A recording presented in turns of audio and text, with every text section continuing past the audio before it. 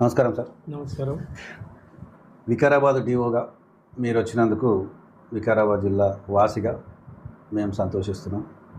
మరి అదేవిధంగా ఈ జిల్లాలో మీరు గతంలో ఏడీగా పనిచేసిన అనుభవం మీకు ఉంది కదా?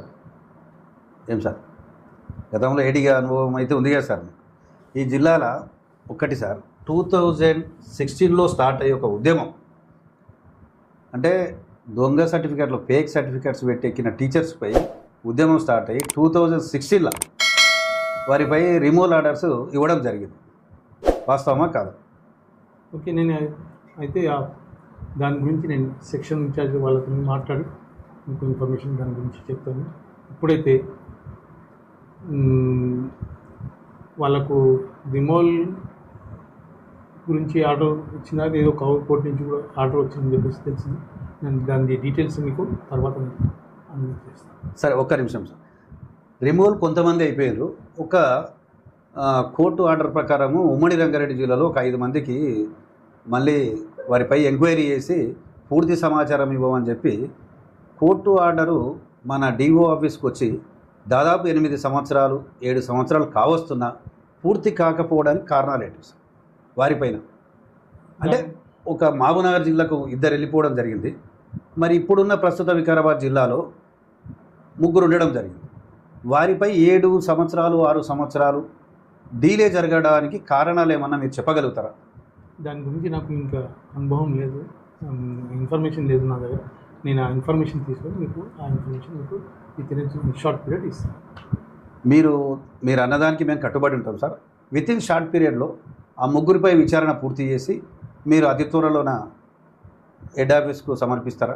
తప్పకుండా నేను హెడ్ ఆఫీస్ వాళ్ళతో కాంటాక్ట్ చేసి దాని విషయం నేను మాట్లాడి దానికి రిపోర్ట్ కానీ దాని గురించి నేను మాట్లాడి దాని గురించి కన్క్లూడ్ చేయడానికి తొందరగా ప్రయత్నం చేస్తాను. అదేవిధంగా మా ఒక చిన్న రిక్వెస్ట్ సార్, ఇది వికారాబాద్ వెనుకబడిన జిల్లా, అందుట్లో ముఖ్యమంత్రి గారు ఉన్న జిల్లా, అదే స్వయాన ముఖ్యమంత్రి విద్యాశాఖ మంత్రి కూడా.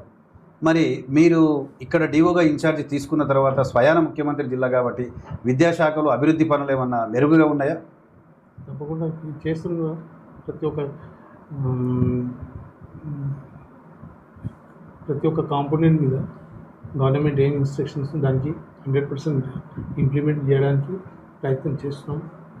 100% అభివృద్ధి చేయడానికి మేము కట్టుబడి ఉన్నాం. ఇది ముఖ్యమంత్రి జిల్లా కాబట్టి మరి జీవో ప్రకారము 25% ఫీజులు ప్రైవేట్ స్కూళ్ళల్లో మీకు ఎక్కడెక్కడ ఇస్తున్నారని ఏదన్నా ఆల్రెడీ ఎవరైనా మా దగ్గర అప్లై చేస్తే తప్పకుండా మేము వాళ్ళకు కమ్యూనికేట్ చేస్తాం కొంచెం స్కూల్స్. ఇంకోటిది, ఈ ఫీజుల గురించి కూడా వాళ్ళ గవర్నింగ్ బాడీ రెజల్యూషన్ పాస్ చేసి ఒక్క సంవత్సరం ఒక్కటిసారి తీసుకోకండి, వాళ్ళకు క్వార్టర్లీ లేకుండా మంత్లీ ఫీజు తీసుకొని చెప్పేసి ఆల్రెడీ మేము ఆర్డర్ కూడా జారీ చేసాం. ఆర్డర్ ఎన్ని రోజులైంది సార్ జారీ చేసి కూడా 15-20 డేస్ అయింది. అంటే మంత్లీ ఫీజు తీసుకోమన్నారా? 3 టైమ్సా 2 టైమ్సా ఏ విధంగా? రెజల్యూషన్ పాస్ చేసుకొని తీసుకొని చెప్పేసి చెప్పారు. రెజల్యూషన్లో ఇయర్లీ లేకుంటే హాఫ్ ఇయర్లీ లేకుంటే యాజ్ పర్ జియోఎంఎస్ నెంబర్ ప్రకారం మనకు ఏమేమి కొన్ని నామ్స్ ఉంటుంది దాని ప్రకారం అమలు చేయాలి ఇన్స్ట్రక్షన్స్. నామ్స్ ప్రకారం మాకు తెలిసిన కాడికి జీవో ప్రకారము మంత్లీ ఫీజు అని ఉంటుంది సార్. మీరు ఏ విధంగా ప్రొసీడింగ్? మంత్లీ ఏం ఇచ్చారు, మంత్లీ అని చెప్పేసి ఇచ్చారు.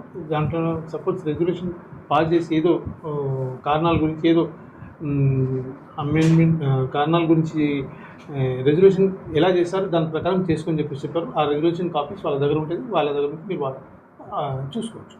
మరి మీకు మా దృష్టికి వచ్చిన విషయం ఏం సార్ అంటే, ప్రతి ప్రైవేట్ స్కూల్లో దాదాపు వికారాబాద్ జిల్లాలో కానీ ఇతరతర జిల్లాలో కానీ 50% ముందు తీసుకున్న తర్వాతనే పిల్లలని అంటే విద్యార్థులని లోపలికి అలో చేయడం జరుగుతున్నది. అలాంటిది మీ దృష్టికి తీసుకొస్తే వారిపైన ఏమైనా చట్టపరమైన చర్యలు ఉంటాయా? తప్పకుండా ఇది as per the GOMs number 1 ప్రకారం కంపల్సరీ తీసుకోవాల్సి ఉంటుంది. వాళ్ళు జియోఎంఎస్ నెంబర్ 1 ప్రకారం వాళ్ళు నడిపించాల్సి ఉంటుంది. దాని ప్రకారం యాక్షన్స్ ఉంటాయి. యాజ్ పర్ ది సపోజ్ అటువంటి ఏదైనా మా దృష్టిలో వస్తే నోటీస్లో వస్తే దాని ప్రపోజల్స్ ఉన్నాయి, తప్పకుండా ఆర్జేడీ కానీ డైరెక్ట్ ఆఫీస్ రిజెక్షన్ కానీ గవర్నమెంట్ పంపిస్తుంది. మీరు వారిపైన ఇక్కడ విజిట్ చేసి ఏమైనా డిఓగా మీరు చర్యలు తీసుకునే అవకాశం ఉండదా? తప్పకుండా చేస్తాము, కానీ ఇప్పటి వరకు అయితే మా నోటీసులు అటువంటి కేసు వస్తే తప్పకుండా చేస్తాం. మా DG6 న్యూస్కు ఆ ఇన్ఫర్మేషన్ వచ్చింది కాబట్టి మిమ్మల్ని డిఓ గారిని కలుద్దాం మర్యాదపూర్వకంగా ఒక్కసారి అని మిమ్మల్ని కలవడం జరుగుతుంది సార్. ఓకే, తప్పకుండా మీరు చెప్పిన విషయం మేము నోటీసులను పెట్టుకొని మేము కూడా అబ్జర్వ్ చేస్తాం. సపోజ్ అటువంటి ఏదైనా వస్తే తప్పకుండా మేము ఎంక్వైరీ చేసి దానికి రిపోర్ట్ సబ్మిట్. ఇది స్వయాన విద్యాశాఖ మంత్రి జిల్లా కాబట్టి మరి మీరు 25%కు కట్టుబడి ఉన్నారా సార్ ఇప్పించడానికి ప్రైవేట్ స్కూళ్ళలో? ఆల్రెడీ ఇచ్చారు అని చెప్పి చెప్తున్నాం కదా. 12C దాని ప్రకారం గవర్నమెంట్ మన డిఎస్సి వాళ్ళు కూడా ఇచ్చారు. ఆ లిస్టు ప్రకారం ఎవరు అప్లై చేస్తే వాళ్ళకి ఇచ్చారు, ఆ ప్రైవేట్ స్కూల్ వాళ్ళకి ఇచ్చారు. ఇప్పుడు 25% ఎవరి స్కూళ్ళు మీ దృష్టికి తీసుకొస్తే వారిపైన ఏమన్నా మీరు ఇప్పించడానికి ప్రయత్నం చేస్తారా సార్? తప్పకుండా మేము గవర్నమెంట్ ఏమి ఇన్స్ట్రక్షన్ ఇచ్చారో దానికి ఫాలో చేస్తాం. మంచిది సార్. అదేవిధంగా ఈ మన గవర్నమెంట్ మన వికారాబాద్ జిల్లాలో గవర్నమెంట్ ఉపాధ్యాయులు ఎంత వికలాంగుల కోటలో ఎంతమంది ఉపాధ్యాయులుగా పనిచేస్తున్నట్టు ఏమైనా ఐడియా ఉందా సార్ మీకు లిస్ట్? నేను రీసెంట్గా జాయిన్ అయ్యాను, కొంచెం నేను తీసుకున్న తర్వాత చెప్తాను. తప్పకుండా సార్. మా DG6 ఛానల్కు మీరు ఇంటర్వ్యూ ఇచ్చినందుకు ధన్యవాదాలు. మీరు విద్యాశాఖ మంత్రిగా స్వయాన ఇది ముఖ్యమంత్రి జిల్లా కాబట్టి, వెనుకబడ్డ జిల్లా కాబట్టి మీరు కూడా మాకు తెలిసిన విషయం ఏంటంటే ఇదే జిల్లాకు చెందిన వ్యక్తి అని తెలవడం చాలా సంతోషం. మరి మీ కష్ట నష్టాలు మీరు ఇక్కడనే ఉండి చూసింటారు కాబట్టి ఈ జిల్లాని ముందుకు విద్యాశాఖలో తీసుకెళ్తారని మా యొక్క ఆశ సార్. మీరు మా టీవీకి ఇంటర్వ్యూ ఇచ్చినందుకు మీకు నా యొక్క కృతజ్ఞతలు సార్. ఓకే, థ్యాంక్ యూ, ధన్యవాదాలు.